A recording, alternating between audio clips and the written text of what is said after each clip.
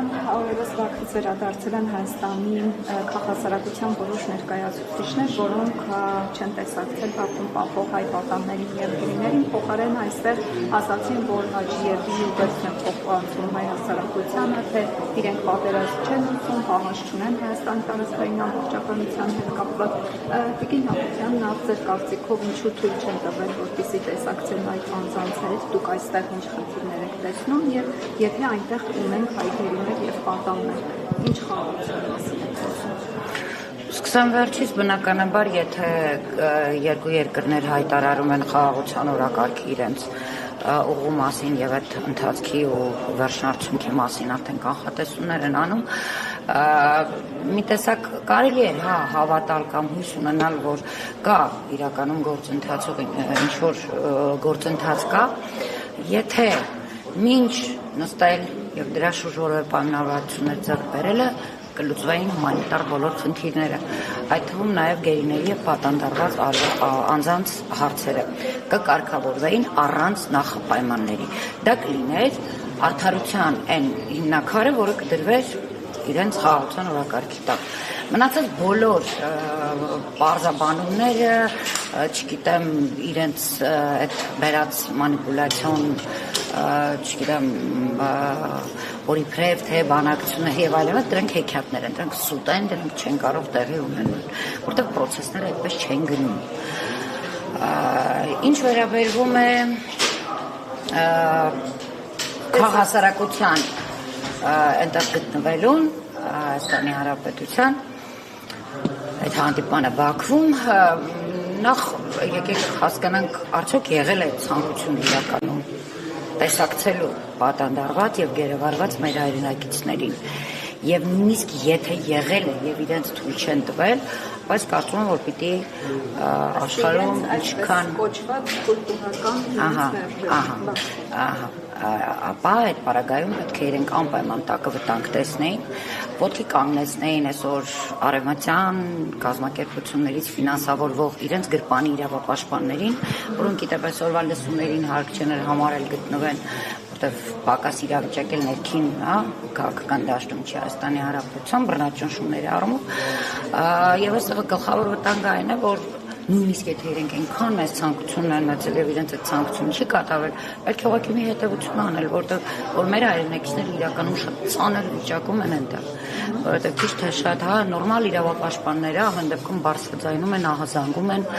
դրա մասին, ամենօրյա ռեժիմով ասում են, որ այնտեղ մեր հայրենակիցները բացի այն որ ստորացումների են ենթարկում են նաեւ ֆիզիկական բռնաճնշումների եւ կտանքների։ Այսինքն այս առումով եւս հիմա իշխանությունները անհանգստանալու հարց ունեին, արդյոք այդ երկիրը պատրաստ է այսօր խաղաղության գնալ Հայաստանի հետ եւ մյուս կողմից, որը ոչ պակաս կարեւոր է։ Մենք սկսել ենք կարծես թե մոռանալ, որ 2023 թվականի պատերազմական գործողությունների արդյունքում Արցախի Հանրապետությունում բացի այն, որ մենք ունեցանք հարյուրավոր զոհեր, ինչպես նաև պայթյունից, բենզինի պայթյունից ունեցանք էլի հարյուրավոր զոհեր, ունենք նաև անհայտ կորածներ։ Եվ այդ անհայտ կորածները եւ պատերազմական գործողությունների արդյունքում են եւ բենզինի պայթյունից հետո նաև կան անհայտ կորածներ։ Եվ բազմիցս ծնողները, ընտանիքները, մենք մեր հնարավոր խողովակներով դիմել ենք նմանատիպ կառույցների, անունը քաղաքասարակություն կլինի, ԱԱԾ կլինի, քննչական կոմիտե կլինի։ Գիտեք, տպավորություն է, որ իրենք ամեն կերպ ուզում են նաև մոռացության տալ այդ հարցը, որտեղ ծնողների ուղերձը նաև իրենց է հասած եղել այս քաղաքասարակության ներկայացուցիչներին, որ Բաքվում լինելու պարագայում, ադրբեջանցիների հետ հանդիպում ունենալու պարագայում խնդրել են բարձրաձայնել իրենց խնդրանքը եւ պահանջը, որ որոնողական աշխատանքներ տարվեն նաեւ իրենց ընտանիքի անդամներին հայտնաբերելու ուղղությամբ։ Այսինքն սա էլ չէ հումանիտար հարց։ Խաղաղության գնացող երկրի հասարակության անդամները գնացել էին հանդիպման։ Սա էլ է խաղաղության օրակարգի առաջ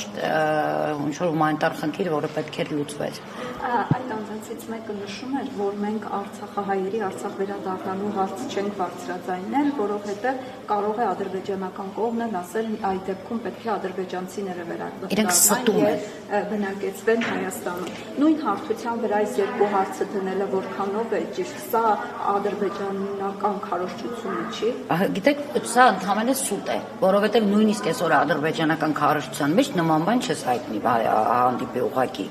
որովհետև տեսեք, օգոստոսի 8-ին Նիկոլը եւ իր թիմակիցները իրենց յուրայիններով ինչ որ հաղթանակի մասին էին, հաղթանակ էին նշում, չէ, արդեն ըստ իրենց հաստատվել էր խաղաղության օրակարգը եւ շռնդալից հաղթանակ էին գրանցել։ Հաջորդ օրը արդեն Արևմտյան Ադրբեջանի, եզրույթը որ ունեն այսօր Ադրբեջանն եւ Թուրքիա, ղեկավարը հայտարարեց, որ որևէ կերպ այդ պայմանավորվածությունը օգոստոսի 8-ին որևէ կերպ չխանգարում իրենց պայմանավորվածությունների իրականացմանը, այն է վերադառնալ Արևմտյան Ադրբեջան եւ դա կա իրենց օրակարգում եւ ըստ այդ օրակարգի եւ իրենց նախագահի թույլտվության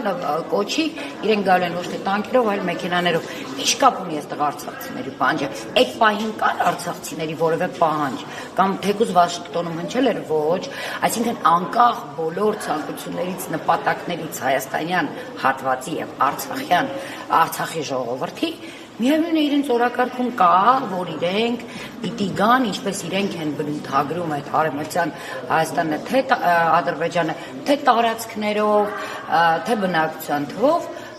շատ լավ բոլորս գիտենք, որ հատվածին է վերաբերում եւ շատ լավ գիտենք, քանի 100,000 մարդու մասին է խոսքը, որ իրենք պատրաստվում են գալ իբրև թե արմեն եւ դա որևէ կերպ կապ չունի, դա զուգահեռները դրա տանում են միայն Ալենը եւ տանում են ԿՊ-ական ինչ-որ ուսապարկեր։ Ես այլ որևէ տեղ, նույնիսկ ասում ադրբեջանական եւ Թուրքիայի կողմից նման մեկնաբանություններ չեմ տեսել։ Եվ Տիկին Հակոբյան, մեկ հարց եմ, տեսեք, սեպտեմբերի 3-ին եւ Կարմիր խաչի միջազգային կոմիտեի գրասենյակը հանեցին Բաքվից։ Դրանից հետո դուք որ շփվում եք նախկին նախագահների ընտանիքի անդամների հետ, Դավիթ Բաբայանի, Դավիթ Իշխանյանի, իրենց ընտանիքի անդամների հետ եթե կապում եք, ինչպես են կարողանում կապը պահել Բաքվում գտնվող այդ անձանց հետ։ Առհասարակ ստացվում է կապ։ Կարմիր խաչը բավականին այսպես մխիթարիչ չէր իր լինելը այնտեղ, որովհետև այն անհրաժեշտ իրերը ուղարկում էին, այդ հնարավորություն ունեին Կարմիր խաչի միջոցով, իսկ Կարմիր խաչի արդեն դուրս բերելուց հետո այդ առումով շատ ծանր իրավիճակում են հայտնվել, իսկ երկրորդ խնդիրը նրանում է, որ իհարկե էլի ժամանակ առ ժամանակ հնարավորություն տրվում է խոսելու, իհարկե շատ ավելի ուշ, քան Կարմիր խաչի օրոքեր եւ ընտանիքները չգիտեն դա ինչ կապ է, դա ինչ հնարավորություններով է, որովհետեւ այնտեղ սահմանափակված են մեր հայրենակիցները եւ իրենք չեն կարող խոսել ամեն ինչի մասին ու խոսել ամեն ինչ։ Իրենք ուղղակի ստանդարտ հարցերը ինչպես եք, մենք լավ ենք, այսինքն իրենց նույնիսկ այդ հարցում է սահմանափակված, իրենք չեն կարող իրական իրենց որպիսության մասին ասել եւ անհայտ է նաեւ հարազատների համար, թե դա ինչ կապի միջոցով են իրենք առնչվում։ Հակոբյան, Արման Թաթոյան այսօր իր ասուլիսի ժամանակ խորհուրդ տվեց նախկին նախագահներին, որպեսզի դուրս գան ընտրապայքարից, քանի որ Փաշինյանը վամպիրի նման սնվում է այս նախկինների թեմայից, ձեր արձագանքությունից է։ Գիտեք, ես Փաշինյանի նախ չեմ մեկնաբանում, յուրաքանչյուրը իր կարծիք ունի կամ իր դիտարկումները ունի, ես ընդհանրապես մի բան գիտեմ, որ կեղծ են բոլոր այն օրակարգերը, որոնք հայտարարում են, որ ընդդիմությունը, ցանկացած ընդդիմություն, ուզում է դա